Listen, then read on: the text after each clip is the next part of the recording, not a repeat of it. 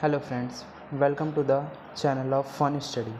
आज हम बात करेंगे उन स्टूडेंट्स के लिए जो कि परेशान हो रखे हैं अपने कंपार्टमेंट, वो फेल हो चुके हैं वो 10th में और वो परेशान है कि कंपार्टमेंट हम कैसे पास करेंगे एग्ज़ाम। तो उनके लिए कुछ इंपॉर्टेंट चैप्टर्स हैं साइंस के, जैसे कि फ़िज़िक्स में अगर हम बात करें तो फिज़िक्स में हमारे एक चैप्टर आता है लाइट हो गया आपका, इलेक्ट्रिसिटी और ह्यूमन आई। ये 3 चैप्टर्स आप कर लेंगे तो इनसे काफ़ी ज़्यादा इंपॉर्टेंट क्वेश्चंस बनते हैं और काफ़ी लेंदी भी बनते हैं और मार्क्स गेनिंग भी क्वेश्चंस इन्हीं से आते हैं। तो लाइट में हम कुछ टॉपिक्स हैं, जैसे कि रिफ्रैक्टिव इंडेक्स का टॉपिक हो गया आपका। लाइट में एक टॉपिक आ गया आपका रिफ्रैक्टिव इंडेक्स का, कि आप रिफ्रैक्टिव इंडेक्स के टॉपिक क्वेश्चंस करेंगे तो उससे कई बार आने के चांसेस होते हैं। तो आप एक रिफ्रैक्टिव इंडेक्स का क्वेश्चन कर सकते हैं। आप इलेक्ट्रिसिटी में लेबलिंग के क्वेश्चन कर सकते हैं।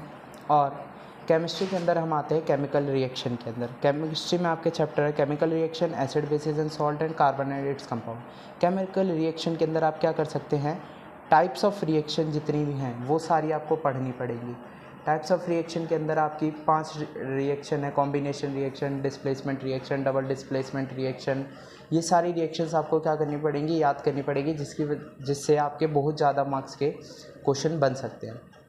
फिर हम आते हैं अपने कार्बन एंड इट्स कंपाउंड पे। तो कार्बन एंड इट्स कंपाउंड में एक आपका मोस्ट इंपॉर्टेंट टॉपिक है एक कैटिनेशन की प्रॉपर्टी, और साथ ही साथ टेट्रावैलेंसी कार्बन क्यों होता है, ये सारी प्रॉपर्टी आपको याद रखनी पड़ेगी।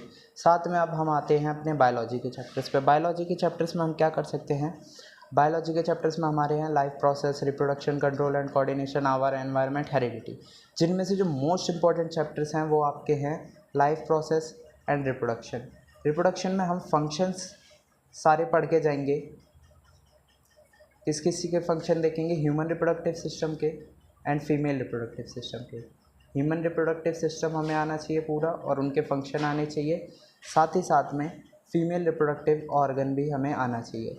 फीमेल रिप्रोडक्टिव ऑर्गन के हम सारे फंक्शंस याद करके जाएंगे और मेल रिप्रोडक्टिव ऑर्गन के, जिससे काफ़ी सारे क्वेश्चंस बनते हैं। फिर हम कंट्रोल एंड कोऑर्डिनेशंस में देखेंगे। तो कंट्रोल एंड कोऑर्डिनेशंस में आपका जो ब्रेन एक टॉपिक है वो बहुत इंपॉर्टेंट होता है। तो ब्रेन के सारे पार्ट्स के बारे में पढ़ के जाएंगे, जिसमें आपके सेरिब्रम, सेरिबेलम और आपका मेड्यूला, पोन्स, ये सारे पार्ट्स आते हैं। ठीक है, आप इन्हें याद करेंगे। साथ में हम आते हैं हेरिडिटी में। तो हेरिडिटी में आपको monohybrid cross and dihybrid cross आना चाहिए। मोनोहाइब्रिड क्रॉस और डाई हाइब्रिड क्रॉस आपको पता होनी चाहिए, और मोनोहाइब्रिड और डाई हाइब्रिड में उनकी फिनोटिपिक और जीनोटिपिक रेशियो निकालनी भी आनी चाहिए। अगर आपको नहीं आती हैं तो आप आगे का मेरा वीडियोस देख सकते हैं, जिसमें मैं आपको समझा दूंगा कि मोनोहाइब्रिड क्रॉस और डाई हाइब्रिड क्रॉस क्या होता है और उनके जीनोटिपिक और फिनोटिपिक रेशियोज़ आप कैसे निकाल सकते हैं। Thank you.